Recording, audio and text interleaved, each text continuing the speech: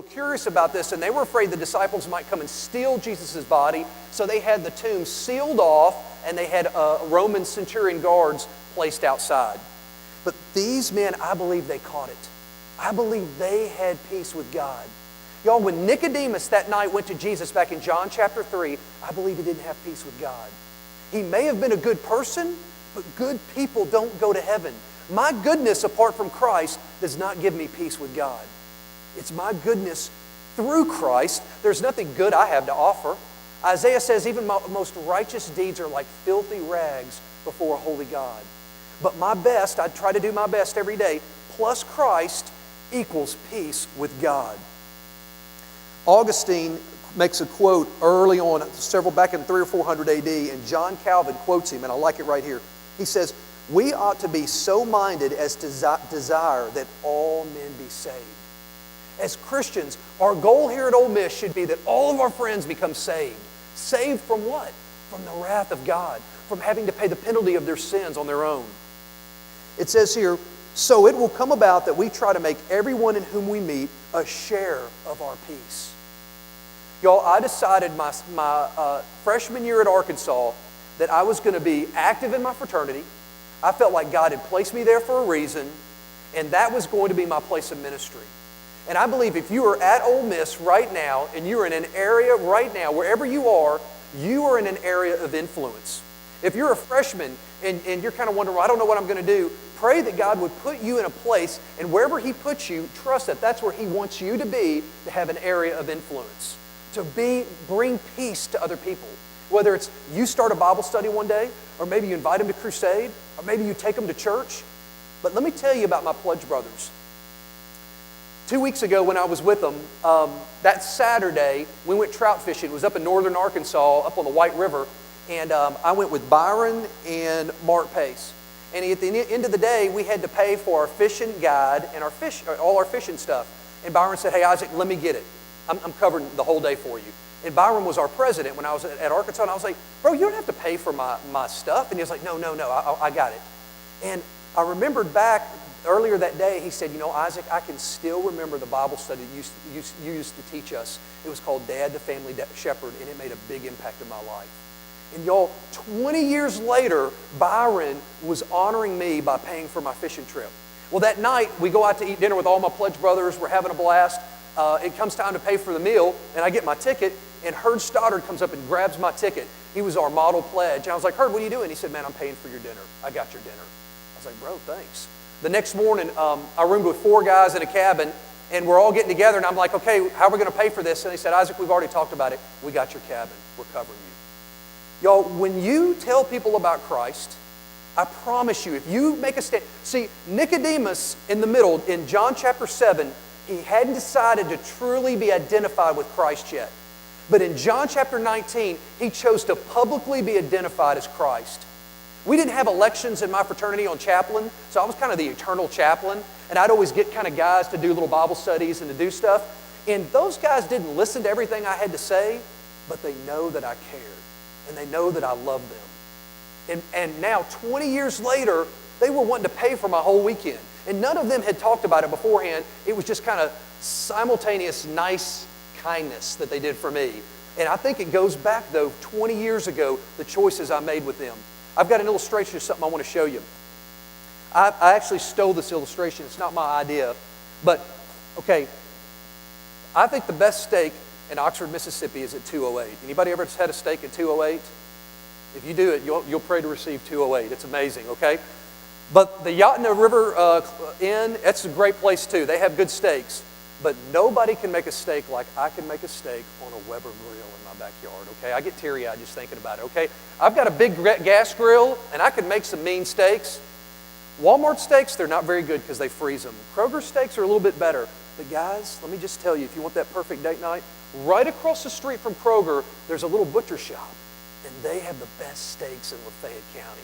You go buy one of those steaks, the ribeyes, the fillets, they're all great, New York strip. You put it on a Weber grill, and it's going to change your life. I'm telling you. You got to cook it just right. Charcoal, okay, that's what you go with, okay? This represents God's Word, okay? Okay, you with me here? Okay, this is God's Word. This is what the world has to offer you. This is some dog food. Okay, we got 2 dogs. We got a golden retriever and a dachshund. They would like to be the perfect dysfunctional couple. They can never eat together. They always growl at each other. They never say anything to each other. One sleeps on the front porch and one on the back porch, okay? They both need counseling. Those are our dogs, okay? But this is some dog food, okay? Imagine this is chocolate-coated kibble and bits right here, okay? Chocolate-covered kibble and bits. If you had some of this tonight, I'm sure initially it would taste kind of good, but after a few minutes, it wouldn't be so good. This represents what the world is telling you to eat. Hey, feast on this, have this. But what I'm telling you guys is this may be a little further to get to. It may be a little harder to spend time with this, but if you'll spend time with this and you'll feast on this, you'll be so much better off. Now, you guys know I can never close down a talk without telling a war story. So here's my war story, okay? I met a Mr. Robbins here in town. He lives right outside of Oxford by College Hill. And Mr. Robbins stormed the beaches of Normandy in World War II. I've been there with my family on the beaches of Normandy. I've actually got to ask Mr. Robbins, which draw did you go up, the left draw or the right draw? And he was like, I went up the left draw. And he said, I've got shrapnel in my arms and my legs. And I was like, wow. Well, I was talking with Mr. Robbins one day, and I was like, Mr. Robbins, tell me a story. What was it like? And he goes, well, Isaac, I killed so many men. I don't really like to talk about it, but I'll tell you one story. And he goes into this store, and he says they were fighting the Germans, and they were pushing them back, and they surrounded this train station, and they fought all the Germans out of the train station, and he and one of his buddies, who his buddy's still alive in Memphis, they went into the train station, and they found this huge safe. And he goes, man, I did the natural thing. I went out into the Jeep, and I got a couple sticks of dynamite, and we went in there, and we blew the safe open. And he said, when we blew it open, they were in France, and he said French francs went flying all over the room. And he said, we just thought, well, what do we do? Because that we had so trained the American soldiers that we were going to kick the Germans' butt so quickly that we would be in Berlin in a matter of weeks. So they took all this money out of this huge safe, they took it out and they put it in their Jeep, and they drove around and they just gave it to people all over the countryside, okay? Well, they didn't know this, but the war was going to drag on. And in 2 or 3 weeks later came payday, and they stood in line to get their money. Guess what they got paid in? French francs. He was like, it was terrible, Isaac. I couldn't believe it. He goes, I gave away a whole safe of money. He said, we could have been the wealthiest soldiers in France, and we gave it all away. And y'all, tonight, here's what I'm here to tell you, is that more and more in our culture, I believe that we are raising up a culture of college students that don't really believe the Bible. And because of that, we don't really read the Bible. We don't really trust the Bible. So therefore, I believe that's why a lot of us are not experiencing peace. I believe the Bible is like a steak. And if you'll spend time with it, and you'll indulge it, and you'll take it, and you'll make it a part of your life, I promise you, you will succeed. But this thing is like a safe full of money. And if you ignore it and you bypass it, I'm afraid for you guys that you'll end up like a lot of my pledge brothers. And y'all, I don't want to bump into you 20 years from now and you're on your 3rd marriage, or you're still doing drugs at 42 like some of my pledge brothers. I want to close with this. So what does it look like then to have peace? A friend of mine, Coach Don Decker, he works with the football team. He's the head strength coach. And he's doing a Bible study with all the head coach or all the football coaches every Thursday morning.